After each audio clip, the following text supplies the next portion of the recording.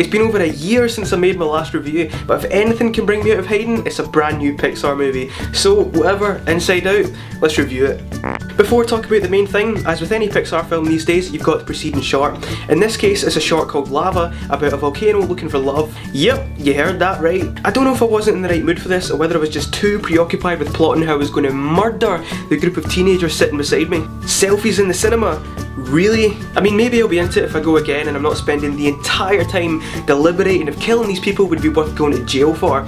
But I was just kind of zoning in and out and I wasn't really into it, and then I looked up and there's two volcanoes rubbing up against each other. I was just like, nah, not today. So, onto the movie. After a shaky few years for Pixar, okay, maybe shaky isn't the right way to put it, but they were always known for making stunning original movies, and ever since Up, 3 out of 4 of the movies have been sequels, and Brave just wasn't as well received as a Pixar film usually is. Factor in that they have 4 upcoming sequels, and you can forgive someone for being a little bit cautious about a movie set in the mind of an 11-year-old girl. But fear not, because holy fucking balls is this film great. Inside Out follows the story of a young girl named Riley as her life is uprooted through moving from Minnesota to San Francisco. But it isn't Riley that's the main character, it's the emotions inside her head controlling her that the movie focuses on. And yeah, that might not be the most original concept. I mean, it's kind of like the Numbskulls or Herman's Head even, but these days, what is truly original? It's a fantastic concept for a movie, and Pixar pulled it off spectacularly. It's weird to think that one of the most adult films of the year is an animated kids movie, and I mean adult as in it's a truly smart concept and it deals with some pretty heavy things. The main strength of this film, and certainly my favourite thing about it, is man, the design of this film is incredible. The design team have thought of everything to the nth degree. I was just in awe of how smartly designed the settings are. Riley's brain is like a command centre with a little console that the emotions can use to control her, and there's all this intricate tunnel systems and pipe work where memories are made as orbs, and then, you know, there's little workers that come along and file the memories away for long term or discarded completely if they're not necessary. And it's here that the best joke in the film happens, where you find out where earworms come from and why you just can't get that one song out of your head. Triple dead gun will make you smile. Fuck!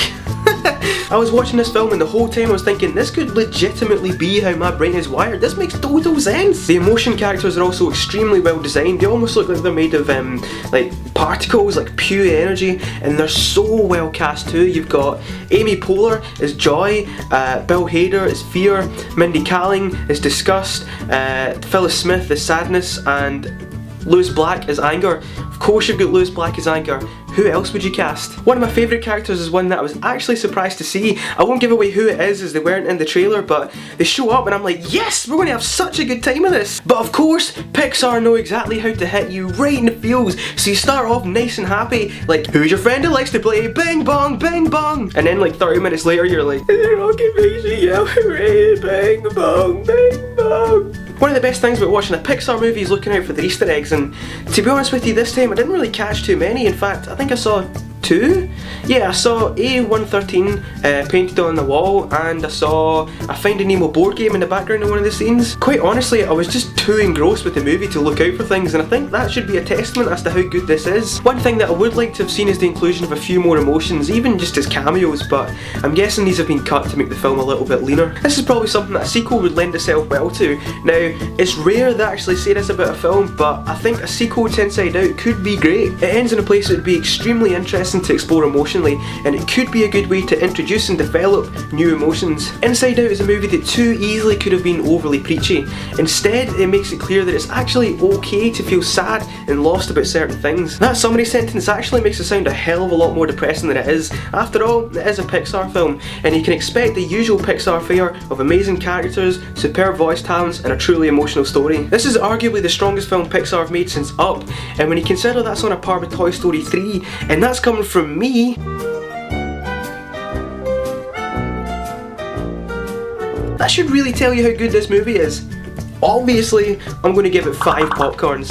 Thanks very much for watching my review of Inside Out. If you're still in a Pixar mood, you can check out my review of the Good Dinosaur trailer or my review for Monsters University. Thanks very much, and I'll see you next time.